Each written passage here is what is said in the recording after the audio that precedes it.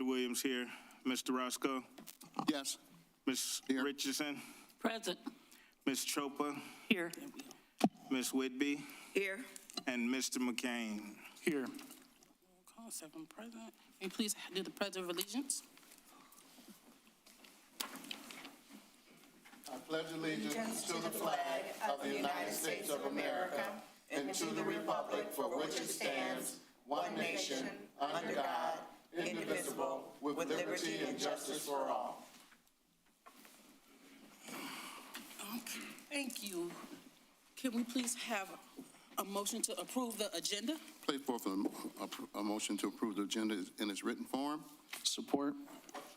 Okay, with the motion and support, can you please call the roll? Mr. Roscoe? Yes. Mr. McCain? Yes. Dr. Early? Yes. Mr. Williams, yes. Mrs. Richardson? Yes. Mrs. Chopra? Yes. And Mrs. Whitby? Yes. Okay, with a vote 7-0, motion carried. Can I please have a motion to approve the consent agenda? So moved. Support? Support. Call the roll, please. Mr. McCain? Yes. Mr. Roscoe? Yes. Dr. Early? Yes. Mr. Williams, yes. Mrs. Richardson? Yes. Ms. Chopra? Yes. And Mrs. Whitby? Okay. With a vote of 7-0, motion carried. Now we go to the superintendent's report. Good evening, ladies and gentlemen of the Board of Education, and for those of you enjoying spring break, thank you for joining our board meeting remotely. So it is spring break week here at East Point Community Schools, but we will continue celebrating our work. CARE brought Operation Warmth to Forest Park last Friday, and every student at Forest Park Elementary School went home with a new pair of shoes. Wow. So we are very grateful to FedEx and all of the volunteers who came and helped fit all of the kids at Forest Park with brand new shoes.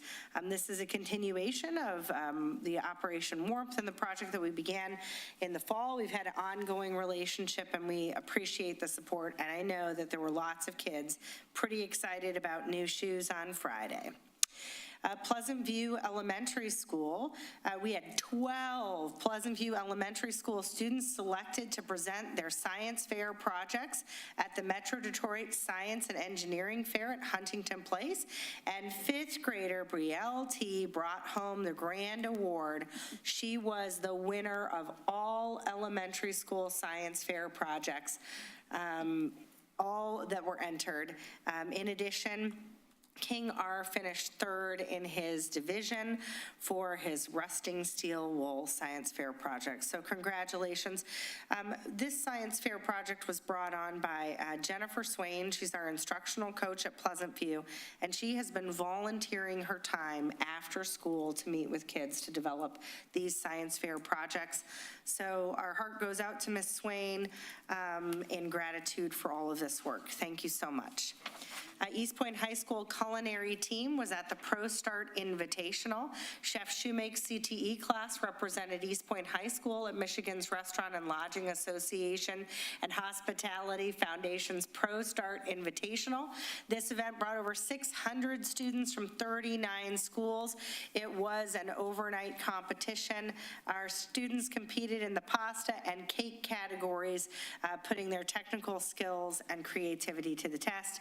Thank you to Chef Shoemake for taking the time out of her schedule to host and take our students to this competition. ECSE Parent Enrichment. We host multiple ECSE, which is early childhood special education programs at our Early Learning Center. That center has been offering parent training classes, and most recently we had sign language and speech educators Randy and Pat Stark come and meet with parents to learn more about sign language and how it could help their nonverbal children communicate better.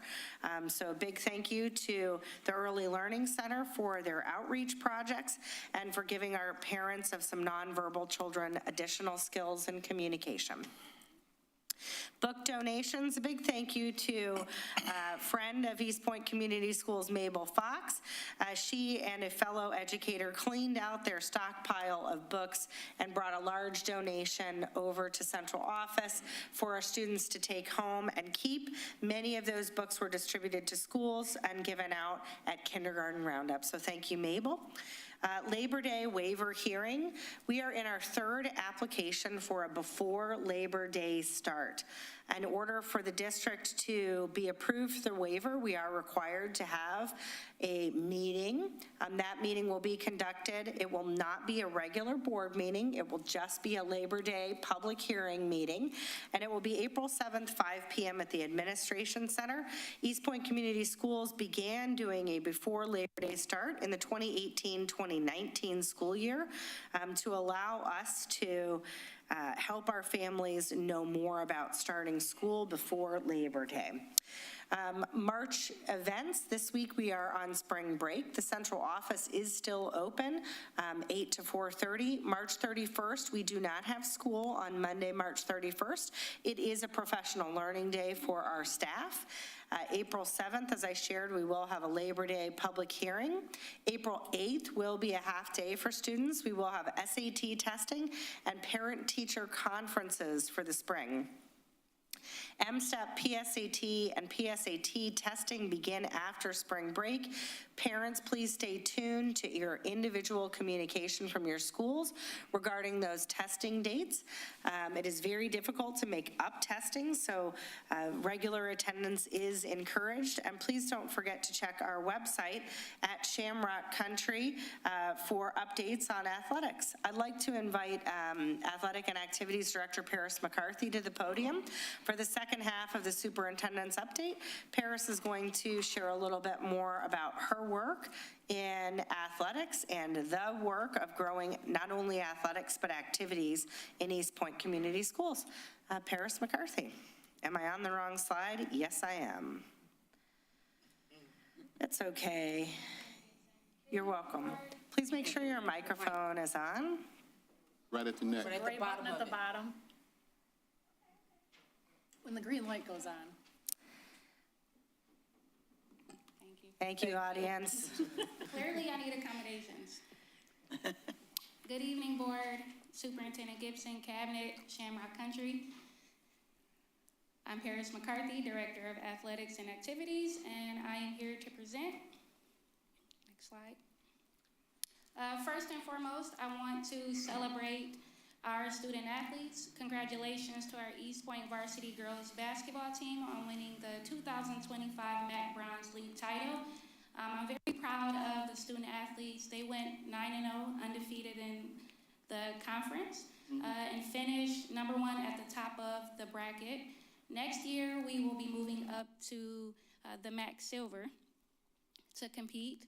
Congratulations to senior class of 2025, Denia Sadler, who reached a 1,000-point milestone this season. Very proud of her as well. It says a lot as to how talented she is, as she sat out maybe 5 games and still was able to obtain it. More conference honors for our girls basketball team. Special shout out to Coach Deion Woods for Coach of the Year. Denia Sadler, voted Most Valuable Player. Arlisha Curry, First Team All-Conference. MAC Bronze Honorable Mention, Angela Evans. She also broke the season record of most three-pointers in a single game with 6. As a freshman, this is an amazing feat for a freshman to accomplish. For our boys, we have MAC Silver All-Conference honors. Aaron Perry, First Team All-Conference. Sean Askew, First Team All-Conference. Jay Sean Johnson, DeLon Davis, and Trayvon Kennedy with honorable mention. I want to give a special shout out to sophomore class of 2027, Edward Downey. I gave him the Shamrock Student Athlete All-Academic. He had the highest cumulative GPA for winter sports with a 4.074. I think that's something to be celebrated. You cannot have the student without you cannot have a student athlete without having a student first. Here are a couple of our college offers and commitments for our student athletes, and there are more rolling in as we speak. I want to give a special shout out and congratulations to our East Point wrestling program. We hosted our first quad in over 5 years. We finished the season with a 3-3 record, and we had over 18 student athletes on our roster, and Kyle Kane finished in top 10. I also want to give a special shout out to Coach Edwin McDonald, who is here in the audience. He is one of my top coaches in our program, who is helping rebuild our wrestling program and revitalize it. I also would like him to come up and say a couple of words. He is also my special security detail.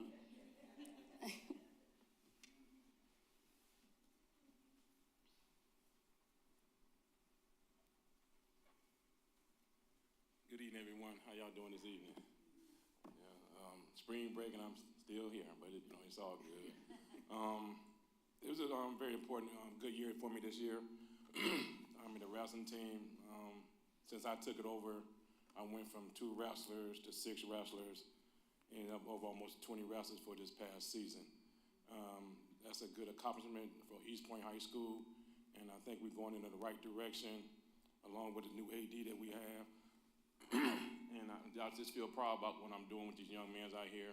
I'm their coach, I'm their father, I'm their brother, their uncle, and that's something that I thrive on as I work in the building. Also, Superintendent Gibson, she sees it that a lot of these kids respect and look up to me, and that's a big plus for me because I've been doing this over almost 20 years, and I'm happy with what I'm doing, and I'm proud of Ms. Gibson. Thank you, and AD for believing in me with these coaching jobs that y'all give me.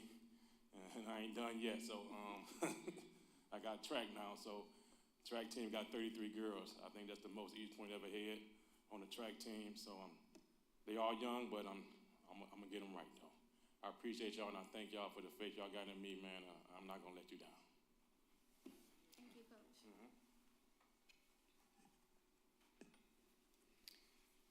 East Point Community Schools hosted the Division II Boys Basketball Districts. We hosted Centerline, Chandler Park Academy, and the South Lake Cavaliers. I just wanted to put these pictures in here to show how packed the stands were. It was an electrifying environment for all of our student athletes, and it was great for our own student athletes to not only play on this stage, but for our students in general to witness the atmosphere. It was a very smooth event. We did not have any issues, and it was a great opportunity to showcase our facilities. Here are a couple of upgrades that we've done so far. We've wrapped the entrance doors and the far wing doors in the athletic entrance. And we've also placed some in the gym entrance doors as well. And if you follow us on social media, you will see a lot of my posts. I post to the East Detroit alumni page, all of the East Point community pages, Instagram, Twitter, Facebook. I make sure I hit all of those social media platforms, and we have gotten a lot of positive feedback. Here, I put a comment up here from one of our fans from Shamrock Country who commented that these upgrades were very impressive. And this fan had to say that East Point High School has really turned things around. So it always makes me feel good to get positive feedback from our community.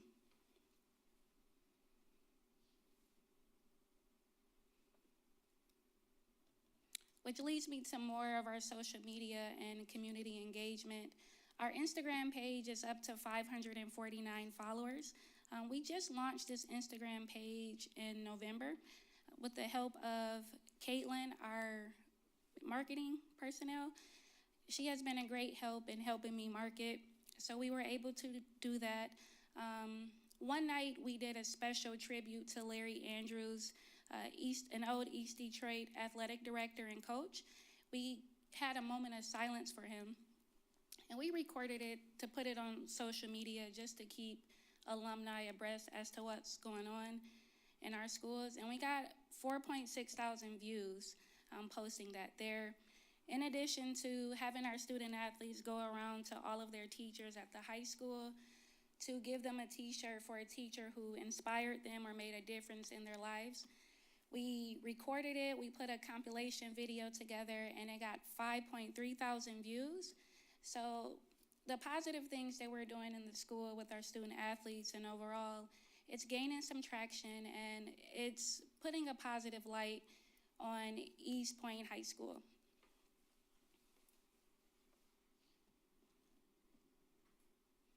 And here are some pictures from the I've Inspired a Shamrock, a group of our teachers from East Point High School sporting their I Inspired a Shamrock shirt. My goal is to have at least one full section of I Inspired a Shamrock shirt at one point in time. So that's what I'm working towards. I also want an amazing student section where everyone is wearing the same color, and then I have one student in a toga outfit going from left to right, and then they put the staff down and they part like the Red Sea. So that's my go-to, work in progress. I want to give a special shout out to Boys and Girls Club, the BGC Gators.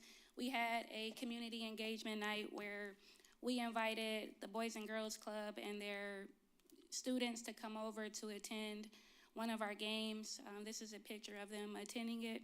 So it was a great night for BGC and East Point.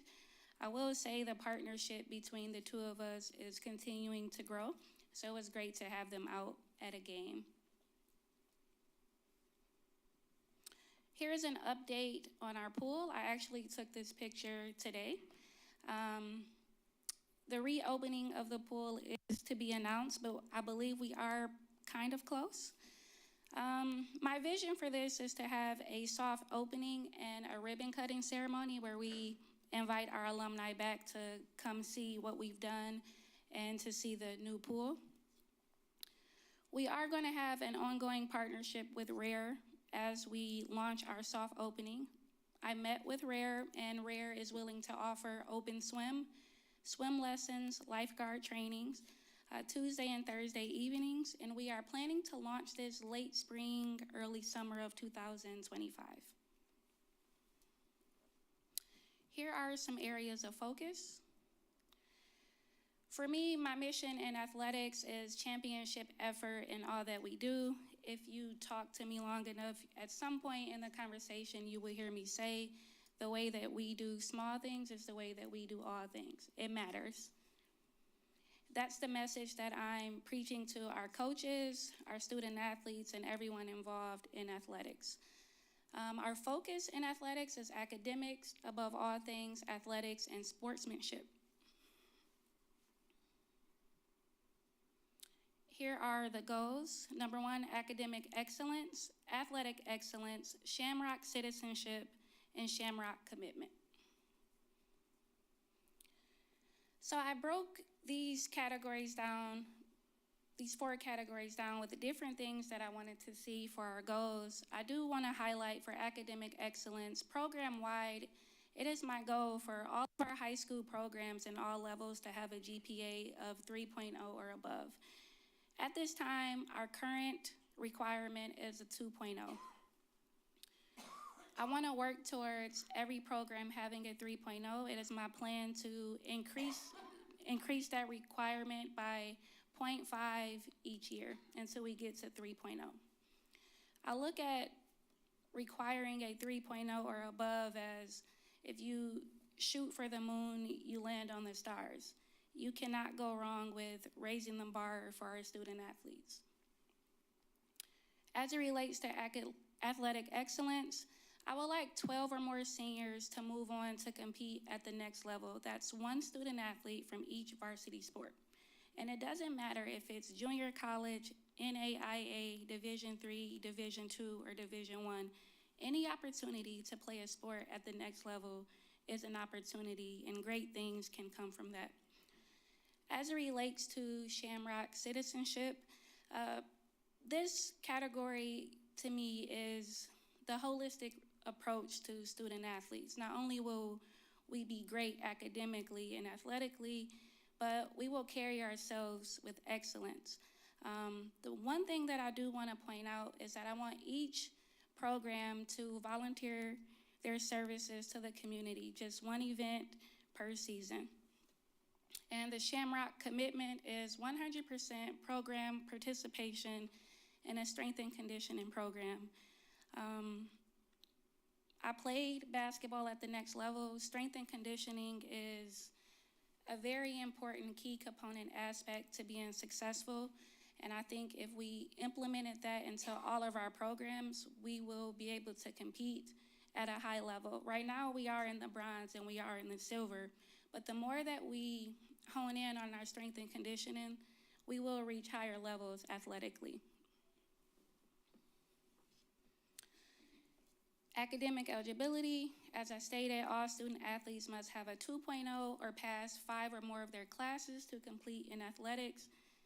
Honestly, this is the bare minimum to me. If you just show up to class and turn in all your work, you can get a 2.0. I pull grades every 2 weeks while our student athletes are in season. I go through every single roster with every single student athlete. I send out bi-weekly emails to the coaches as to where their student athletes are. They get an email from me that has every single grade for every single hour. Any student athlete who has a D or an F when I pull their grade, I place them on academic probation. And I do that because it's so easy to let it slip away from you. One D can easily turn into an F. One F can easily turn into 2 Fs. So this is something that I monitor frequently to keep our student athletes eligible. When they are placed on academic probation, they have to go to tutoring Monday through Thursday from 3:45 to 4:45. Our administration team at the high school is aware.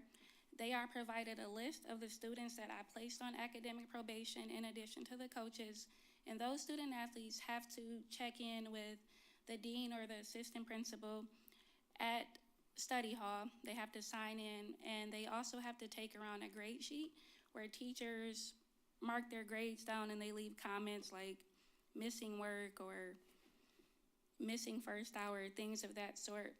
By doing this, we are able to hone in on the issues that significantly impact our student athletes. One thing that I can say, by implementing this program, we were able to keep a lot more of our student athletes eligible, and they were able to show some growth. At one point, Angie Evans actually was begging me to pull the grades so that I can see that she got her grades up so that she can not go to study hall. So it's proven, it's working, and it's something that we will continue to do. Moving on to the activities that we are looking to bring and implement at East Point High School, we are introducing a STEM cosmetics program to our EHS students. It's a 4-week after-school program designed to introduce students to the science behind cosmetics, encourage creativity while exploring a unique and growing field in STEM, provide hands-on learning experiences in the formulation and product development, inspire students with new career possibilities in beauty and science industries. And it's also free. We do not have to pay anything. As a point of pride, the program will be ran by a 2012 East Detroit grad, Gabrielle Collins. She has her own company, and she was inspired by her journey to want to give back to our students at East Point.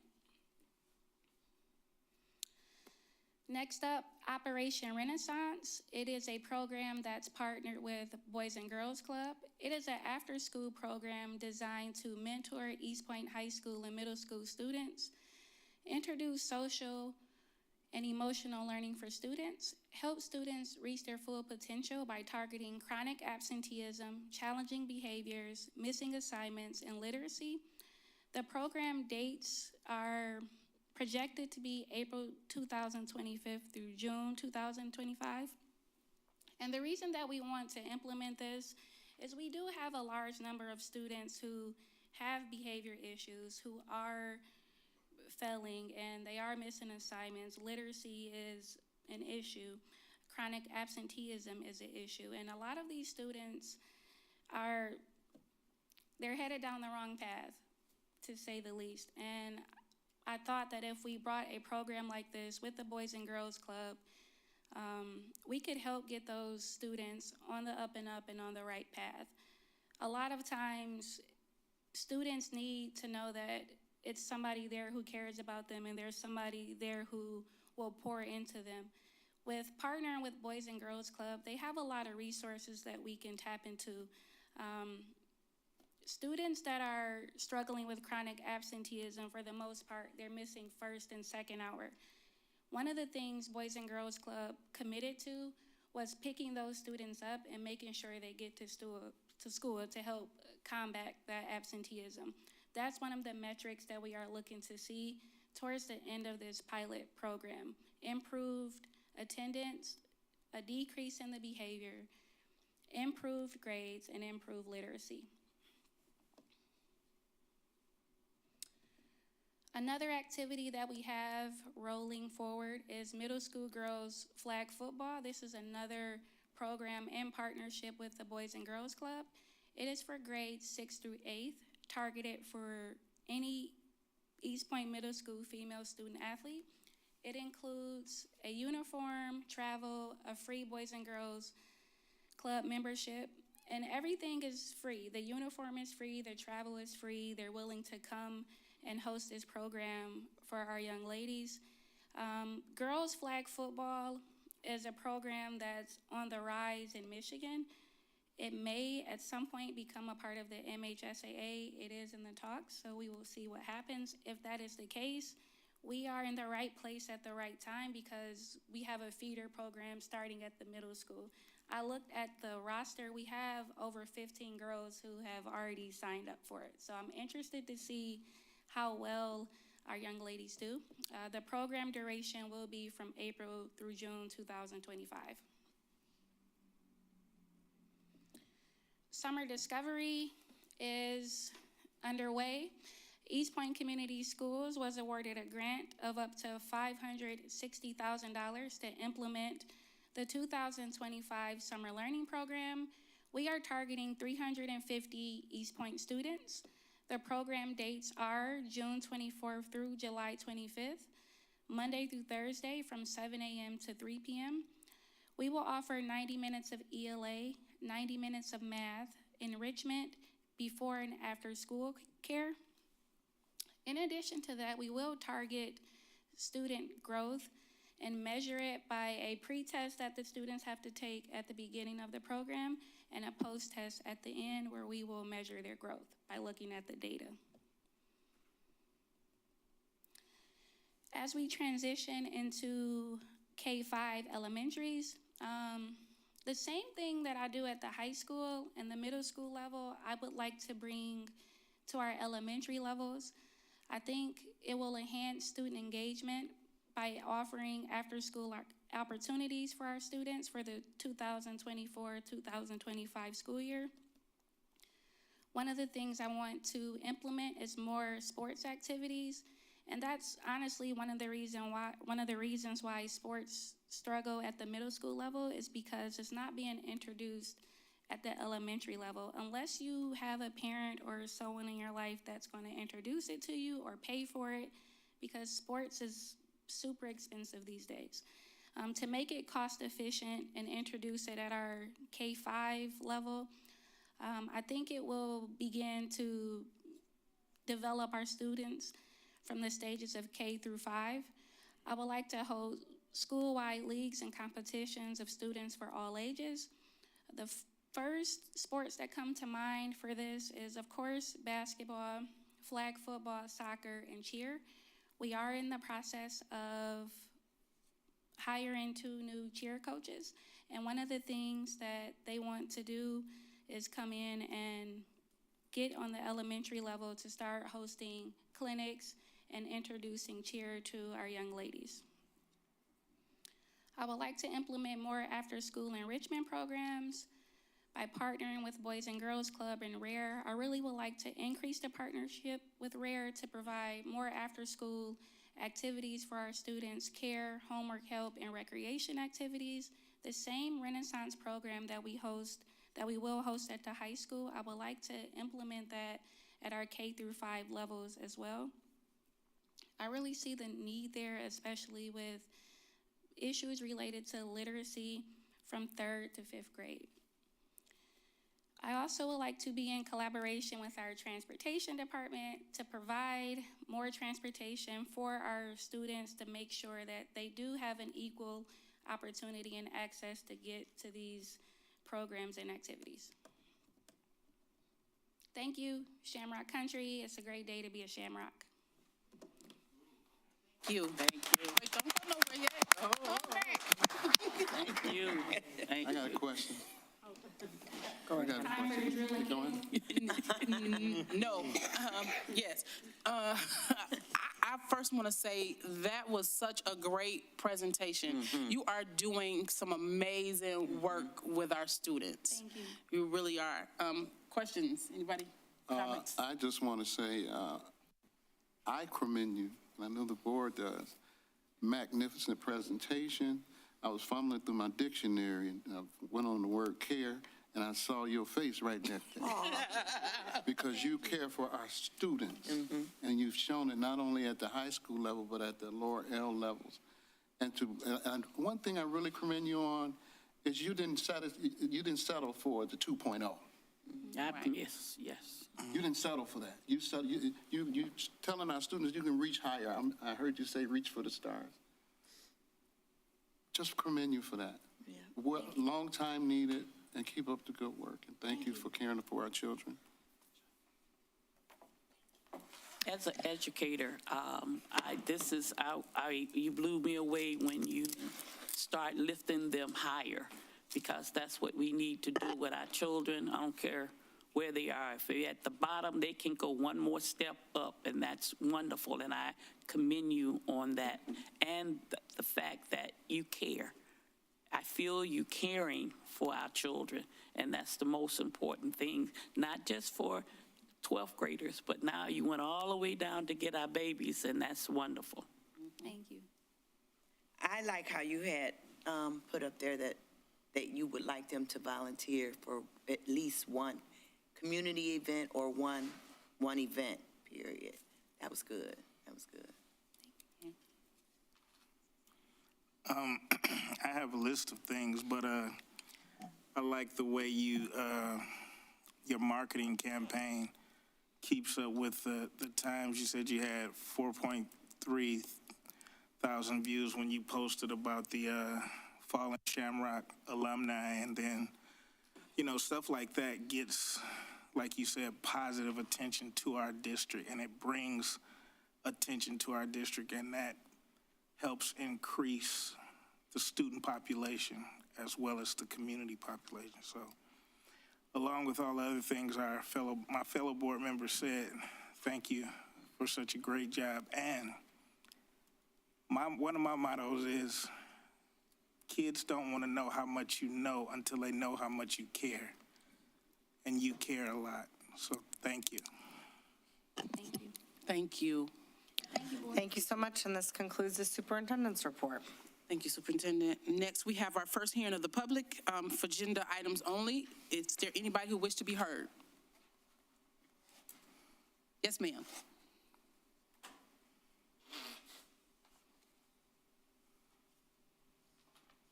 Good evening, Miriam Hall Rayford. Couple of things I wanted to address regarding the format for the first hearing of the public. Basically, it's an outline of agenda items, and so in order for someone to have any comment about it, a little more detail about the items would be helpful.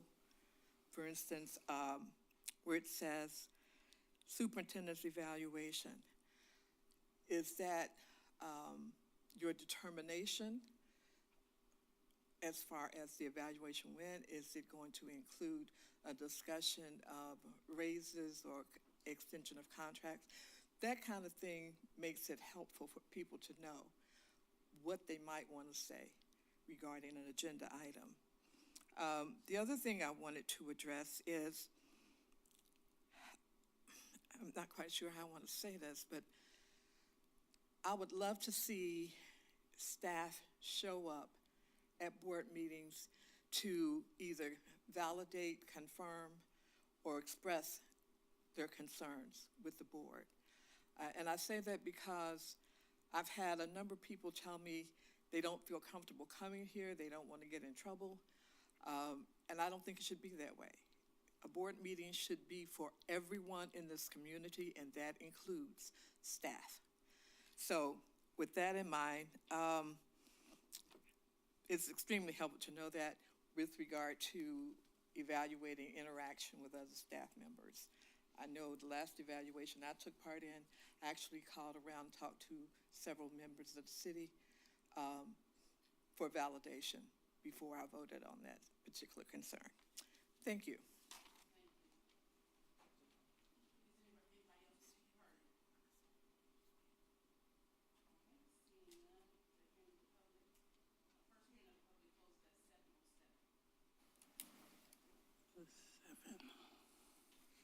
Okay, next is discussion items, business operation presentation, the budget amendment.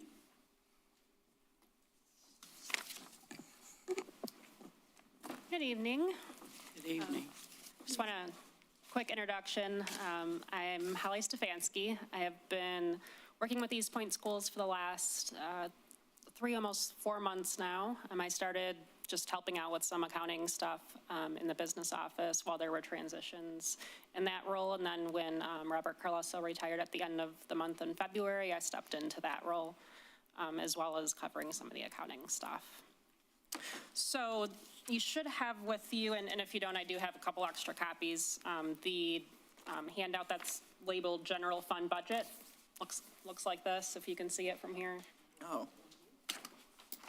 And then along with that, there was also kind of a one-pager memo that goes along with it. So I'm just going to give some highlights. And just a quick clarifier and qualifier.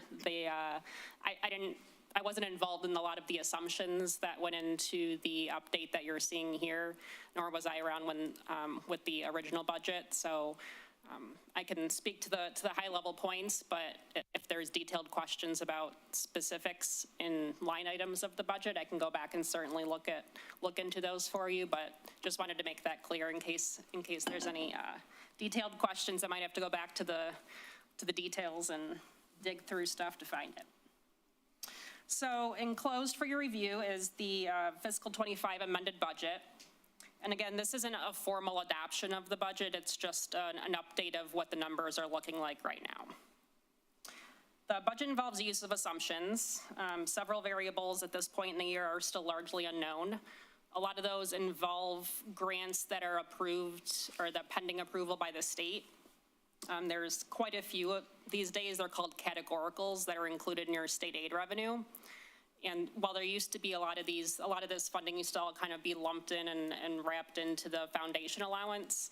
And in more recent years, a lot of these have been more piecemealed into different pieces that are based largely on one-time allocations throughout from year to year. So those tend to fluctuate, and the utilization of those tends to be held up sometimes because those each individually have to be approved, their budgets have to be approved by the state. So that, along with just some fluctuations in staffing throughout the year, you'll see variations in the classification of expenditures. And when it comes to restricted funds, those grant funds that I was just talking about in the state level, as well as a lot of the federal funding, you're not allowed to recognize the revenue for those sources until the expenditures have actually been incurred. So what ultimately ends up being a net zero budget impact, but nonetheless, kind of both of those variables are going to impact where it ends up at the end of the year. So the projected decrease that you see in, if you're looking directly at the federal revenue line and kind of that detailed spreadsheet that was included, that decrease largely relates to the sunset of the pandemic funding. So you'll hear, the CARES Act, the ARP, all the ESSER funds. Those were required to be spent down by September 30th of this past year, 2024. So without that funding, that's why you're seeing the significant decrease in that line item. That is slightly offset by some increases in state funding, and this isn't really increases in your foundation allowance, but rather utilization of carryover funds that weren't used in prior years because that ESSER and pandemic funding was being used. So you're allowed to use those funds for an additional 3 months after the year in which it was awarded, plus an additional year. So what we're seeing is those funds that weren't used last year are now being utilized this year, and that's what you're seeing largely in that state revenue line.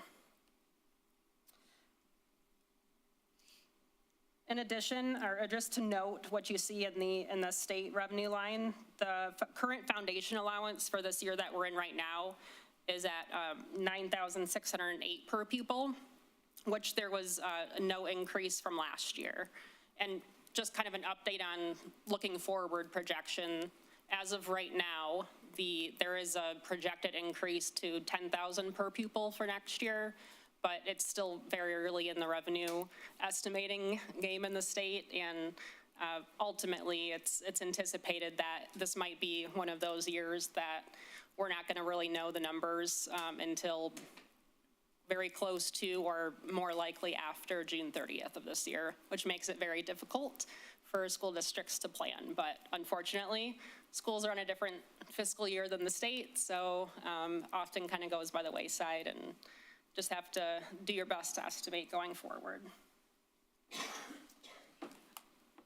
So while you see the decrease in revenue, you're also seeing a corresponding decrease in your expenditures over prior year. And again, that's primarily driven by the decrease in spending those federal funds that were received. A lot of the uses of those funds were considered one-time or non-recurring type expenditures. In addition, if you look at the facilities line item, facilities/capital outlay that you see is about $3.4 million last year. Currently anticipated to only be about $500,000 this year, and that's primarily related to the pool renovations. Because of the bond issuance and the bond funds now being utilized for significant capital improvements, that's why you're seeing those no longer in the general fund, because they're now being funded with those bond dollars. In addition, there were the decreases in those non-recurring grant-funded expenditures were offset slightly by regular step increases in the teacher, parapro, school administrator contracts. And currently, as of the latest update we got through just last month, experience in the self-funded healthcare, dental, and vision is trending slightly lower than what they anticipated it to be.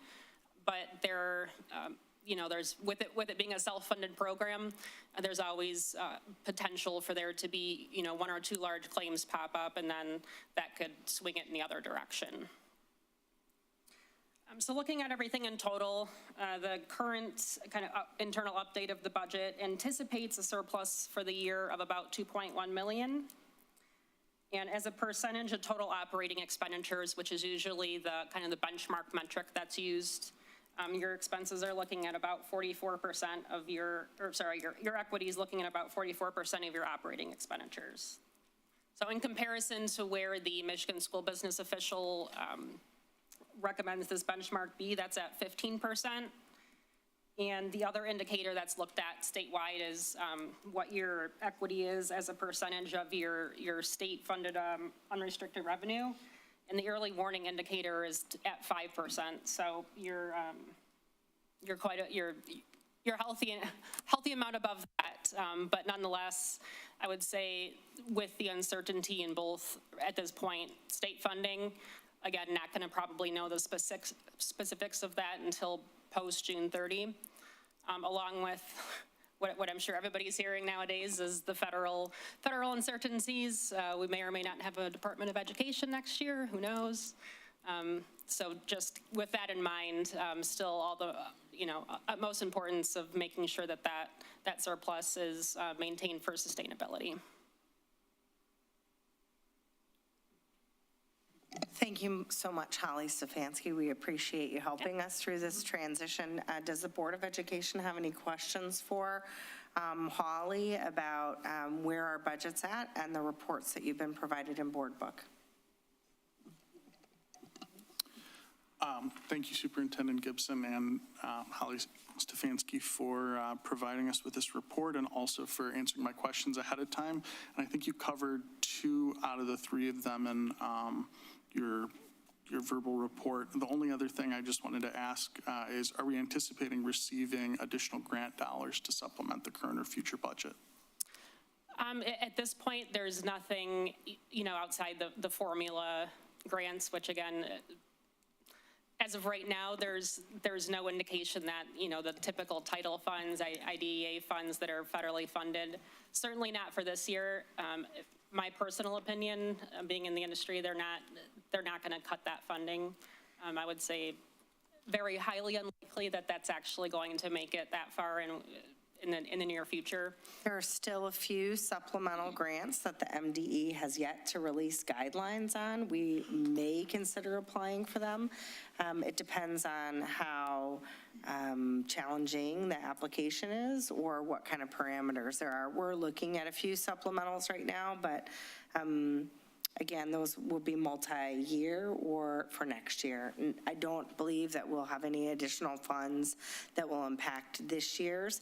I think our last one was the Summer Discovery Grant, which was Balmer and United Way, and that was a different application.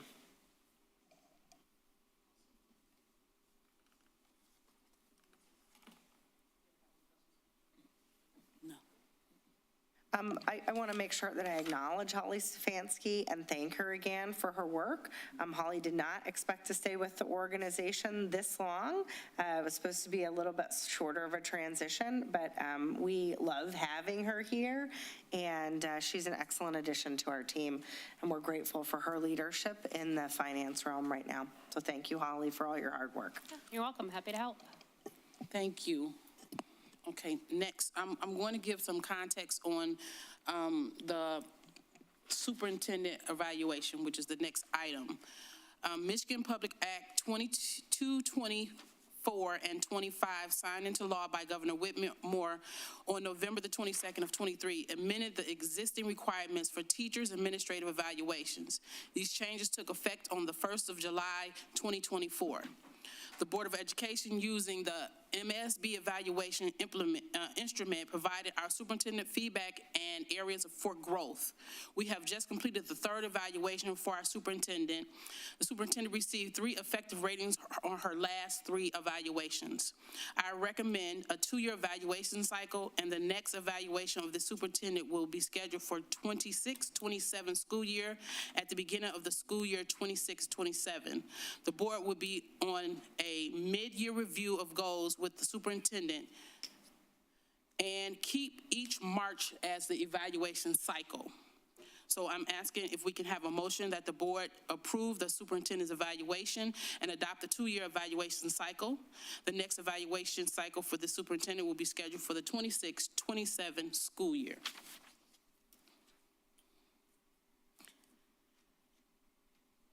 Place forth a motion to accept the, you want to walk me through that one, that was a lot. The superintendent's evaluation that we completed and that we will be putting her on the cycle of the 26-27 year. So to approve the Superintendent's evaluation. superintendent's evaluation, and And what's the other one? that will be scheduling her next evaluation in the 26-27 year. And that will be scheduling her next evaluation for the year 26 and 27. Yes. Okay. It's like being in a wedding. Support. You support. Okay, do Got we support have now. any discussion? No discussion? No. Okay, can you call the roll, please? Okay, Mr. Roscoe, Yes. Mrs. Whitby, Yes. Dr. Early, Yes. Mr. Williams, yes, Mrs. Richardson, Yes. Mrs. Chopra, Yes. and Mr. McCain. Yes. Okay, with a vote of 7-0, motion carried. Next, we have our discussion of the legislative update by Trustee Richardson.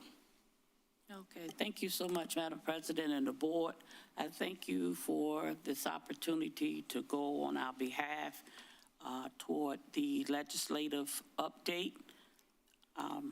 The meeting was held on the 11th of this month, and we had a lot of side conversations pertaining to not really knowing, that's the key thing, is really not knowing what's going on or what's going to happen. So it was a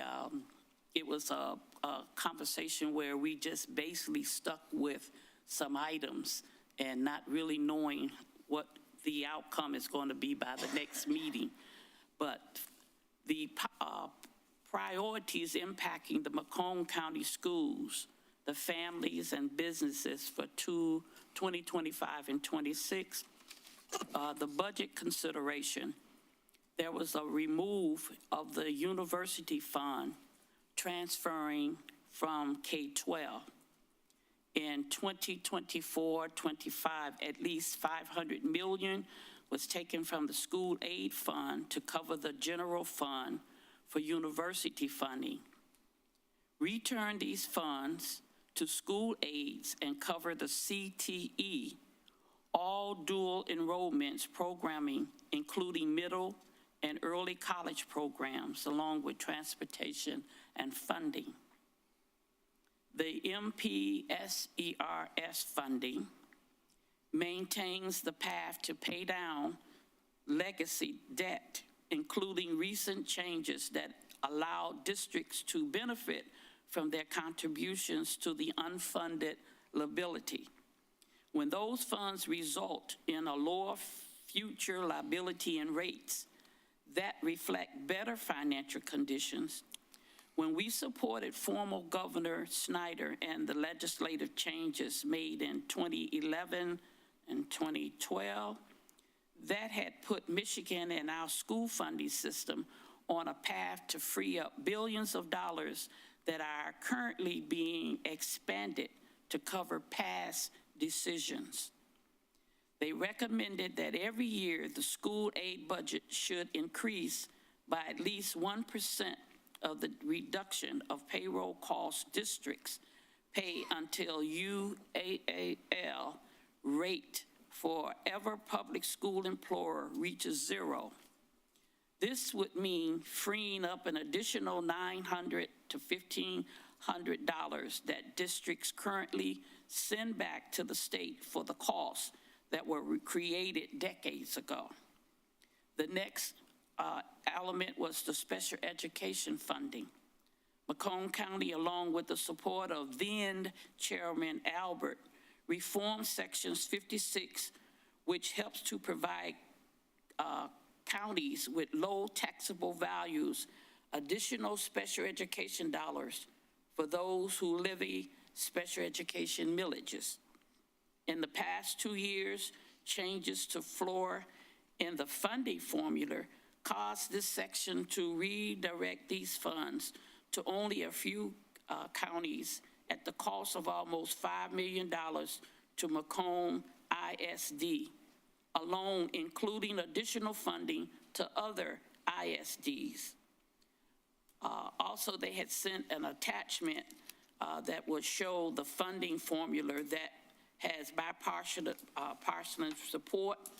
The document explained how the formula should be composed and how it would work regardless of the amount appropriated for this section. The next key thing was the GSRP, preschool. We believe a strong preschool system should continue to be supported and expanded when possible, but that a focus on our limited resources must continue to prioritize our K-3 learning and expanded career technical learning. Then we went to the transportation funding. Continue to fund and support the increases to fully fund transportation categorical 2221. This fund will help all districts, but especially rural and suburban districts with high transportation costs, invest more of their dollars into students' program. And some of the policy and other topics for consideration were target investments on proving scalable programs, Macomb tutoring, capital needs for special education and CTE, streamline budget and reduce categorical and vendor-specific line terms, give more students and parents flexible pathways toward graduation, provide for pilots and consolidated services and programs to countrywide level, and finally, assessments and districts' accountability should be reflective of students who have been with a district for at least one whole year and have missed less than 80% of school days. I thank you again for this opportunity. It is a learning process for me, and as I say, there's a lot of side conversation before these elements are spoken of.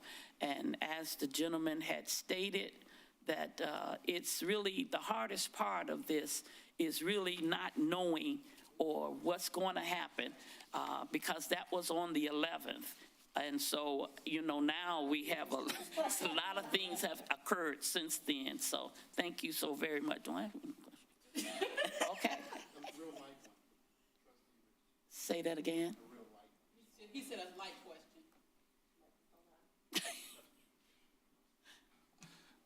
I heard the report, great report.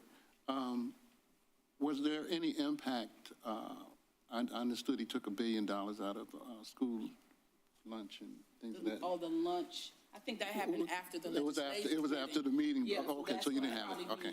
Right, You'll get it's that one going to next be, one. Okay.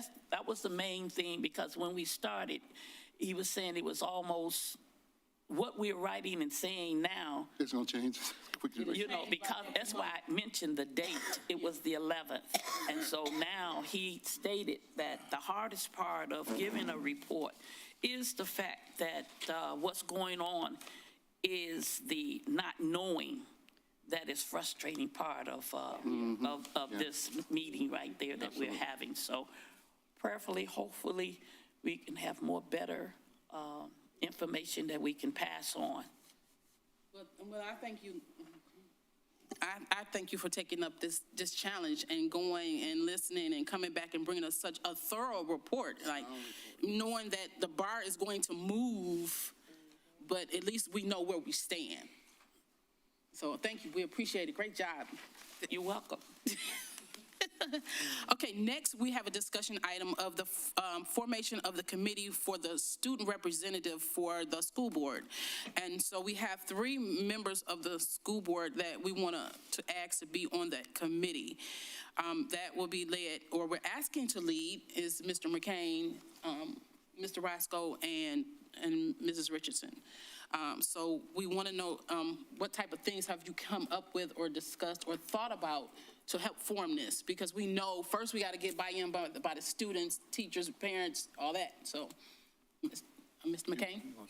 Sure, I can start us off. Thank you, Dr. Early. Yeah, so this is something that I'm really passionate about because I'm up here today because I was part of a similar program through Lakeshore Public Schools. So I've done some preliminary research. There are multiple different models. Some boards have 1, some boards have 2. So it's kind of interesting to see both locally as well as statewide and nationally the different models that are available. We've also talked about and looked at how this could potentially incorporate with other, like, you know, teen activities and things, and just making sure that we're balancing out the students to add something of value and fulfillment and not kind of overburden them. So I know that was a concern that had come up last year. So yeah, and it, like I said, there's multiple different models that we can look at. I also noticed more recently that MASB also has some, you know, kind of some templates as well. So, Oh, wonderful. yeah, so definitely happy to share kind of the research that I've been doing on that, as well as pull some other things to bring to the table for the discussion. Thank you. Well, we ask that if you would like to create a committee to actually work on this, and we can do schedule an ad hoc committee, an ad hoc committee for y'all to work and really dig into this, because this will be, I would imagine we won't get anybody until the beginning of next school year, because the school year is nearing the end, but this gives enough time to work, find the templates you need to use, how to approach it. So I think it would be a good idea if we did that. And then brought the committee's work, then we would bring back to the Board of Education to inform the board. Yeah. Yeah. So y'all good with that? Yeah, great. Ms. Chapman? Yes. Yes. Yes. I think just to elaborate on what you said, if we get it out by the end of the year that we're looking for a student or two, that'll put it in their ear, so come September, we can get the ball rolling and have a template ready. So, yeah, I think it's a great idea. And I just hope that once we get the ball rolling, that the different schools buy into what we're trying to do. The children need to know that they are supported at every level and every entity. So once we get it going, we want to. Yeah, because it would be a great idea to have a student representative from every level, K-5, 6, 12, however you do it.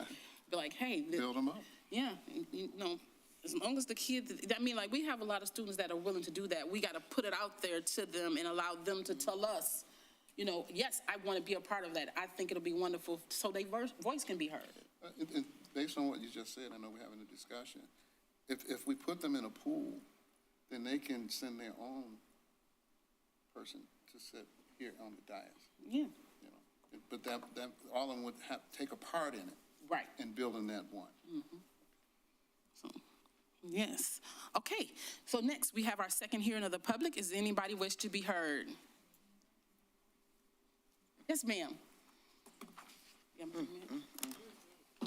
Yes, ma'am. Good evening, Jennifer Nicholas. How are you all? Good evening. I'm just thinking, I've been going to a lot of city council meetings the past year, and I know mayor and city council talk quite often about trying to think of ways to bring young families into the city. And I just wonder, do they reach out to the Board of Education or school administration and kind of include you in different projects that they're working on or things that they're trying to do for the city? Because it seems to me if we're trying to bring young families in, seeing what families that live here like or don't like would be, there's a treasure trove of information that the school board and school administration has on that. One thing, back at the beginning of March, the mayor and city council approved an ordinance that will allow recreational marijuana facilities in East Point. There will be 4 marijuana stores.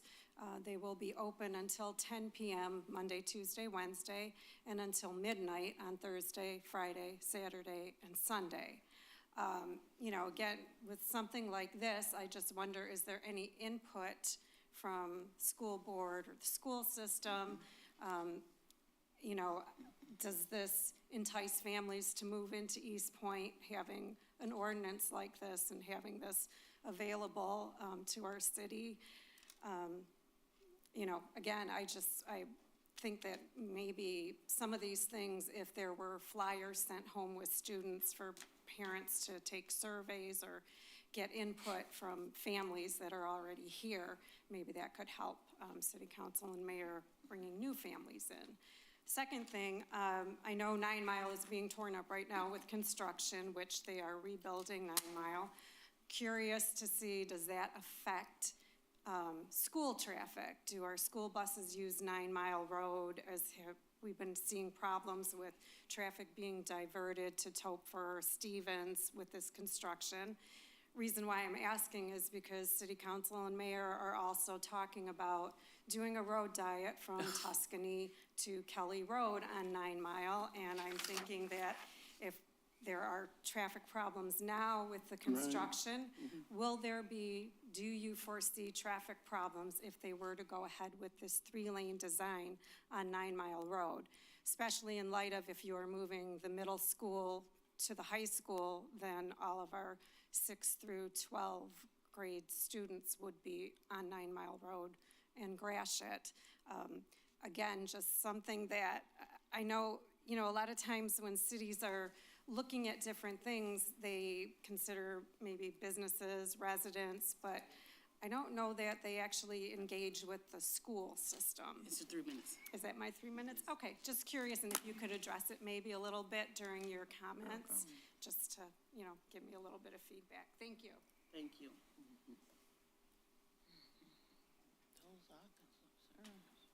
Yes, ma'am. Mary Hall Rayford again. What's going on in DC is going to impact the lives of a lot of people. My biggest concerns are not just education, but with veterans as well as seniors. We're going to have a problem on our hands. And just before coming here tonight, I was at a coffee hour with Senator Kleinfeld, and she was asked some similar questions. My question to her was, is there a mechanism in place, or is one being considered to fill the stopgap, just in case? Because we know with this administration, anything's possible. And I think we have to be prepared for any eventuality. To say that the courts are going to always stand up for Americans, we don't know that for a fact. So far, they've been doing really well. But I think it's important for the public to know as well that the funding that school districts get or the states get primarily funds all of our special needs programs. And considering the fact, I think I was looking at today that we have, the percentage was something like 84% special needs students in East Point. We need to make sure, I may have it wrong, but I was looking it up and it was in the 80s, I know that. But the thing of it is the public has to be aware. And I think it's important for the school board in this particular instance to always share with the public the concerns that may confront us. I believe in being prepared. And if we ignore it or think we're going to get over it, I know I've heard people say, well, God's going to take care of it. Yeah, he will, as long as we do our part, because he works through people. He doesn't just create magic out of the clouds. So I think it's important that every parent is aware of what's going on and that they're prepared as well. Because without that funding, and we were told there's not much the state will be able to do if in fact it does happen. So what do we do in that case? The other thing I wanted to mention to Mrs. McCarthy, when she was talking about, she put her post on every Facebook page she did, because I happened to see her comments on some of my pages. And I was trying to figure out, who is this? And I was like, oh, yeah, she's the new SLM. It's 3 minutes. But, Thank you. At any rate, that's what we need to have. Thank you. Okay, next we have trustees' announcements. Wait, you have to close the second hearing. Oh, I'm sorry. The second hearing of the public closed at 7:40. Now we have trustee comments. Where did we start last time? We gonna start down here? Yeah, start down there. Well, I think this meeting today was very refreshing for me. It put some confidence back into me just speaking or hearing the young lady for the athletic department, because children follow children. They're into sports. I like the fact that she showed and spoke as though she really cared about our children from K all the way to 12th grade. And I'm very happy for that part right there. It really gave me some confidence that we are on the right road.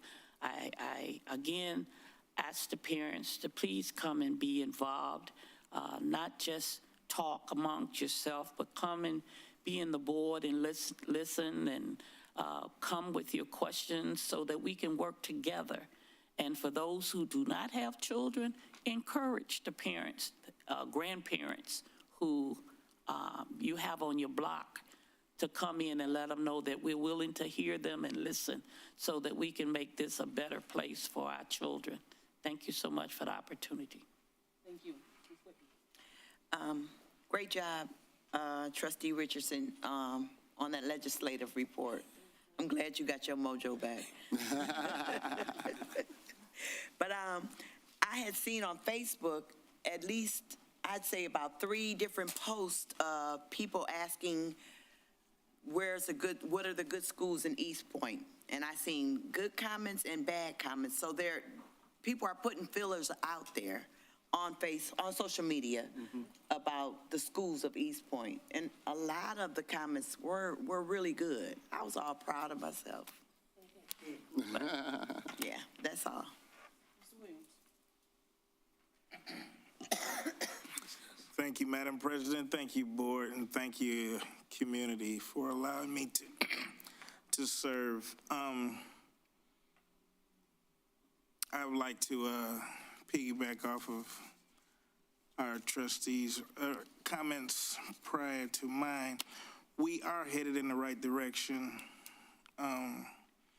The athletic director is passionate about what she does, and that's key. And we have to start,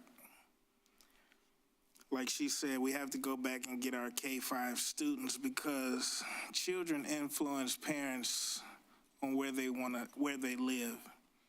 And if we have a good system in place from K-5 and above, I think it'll help grow the community and our school district. So the direction is positive, and yes, we are growing, and it's a great day to be at Shamrock. Yep. Wonderful. Mr. McCain. Thank you, Dr. Early. Also wanted to thank Trustee Richardson for the legislative update. That was helpful, even though things are ever evolving, so thanks for keeping us informed. I also, kind of on a similar note, wanted to just give kudos to the Michigan Department of Education and the state education associations, because I feel like throughout all of the uncertainty and things that have been happening related to education around the state and country, they've continued to stand up and support student rights and achievements. I'm excited. I know I've been talking about this for a while, but to start sending out what I'm calling Shamrock salutes to staff and students. So thanks for the stationery. Excited to get going on these. And yeah, I'm always encouraged to hear about all the great things on social media here at the board meeting that are going on in our schools. So thank you to our staff and students, and keep up the great work. One thing I'll say, not school board related, sign up for East Point and Rear's newsletters so you can stay up to date on the things that they're doing.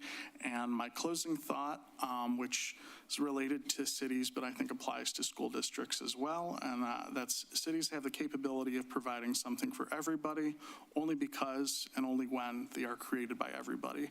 And that's from the great urbanist Jane Jacobs. Thank you.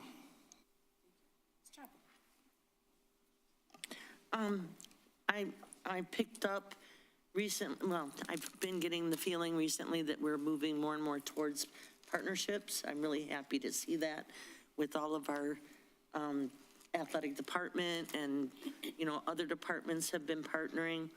I think schools partnering with other, maybe daycare centers or something like that might be a great opportunity to keep the kids in the schools. So I'm glad to see that we're thinking about that right now. Mr. Roscoe. To Trustee Richardson, again, kudos and great job. That was a great report. Got your mojo back. And to AD Paris, and her fine staff. Again, great job, and I know she's gone. But also want to commend the other stakeholders, such as the Boys and Girls Club and all the other partners that's out there coming to support our schools. It's a great day to be a Shamrock, as they say. And we just got to keep moving forward, and we're going to get there. We're moving in the right direction. And again, young folk, you're out there, and it's spring break. Be careful out there. And parents, come to our meetings. There's so much information here. Thank you. Thank you. I just want to say thank you for always coming to our meetings. Thank you for being here. I mean, the investment that we put in is what we get out of it. And so we appreciate that. And we want parents to come. We really want to hear from our staff. Don't be afraid to come up to the school board meeting. We want you to. We do not want you to be afraid. Please come and talk and let us know what's going on, because I said before, we won't know unless you come and tell us. So please come and tell us. And so for that, thank you so much. We adjourn the meeting today at 7:47.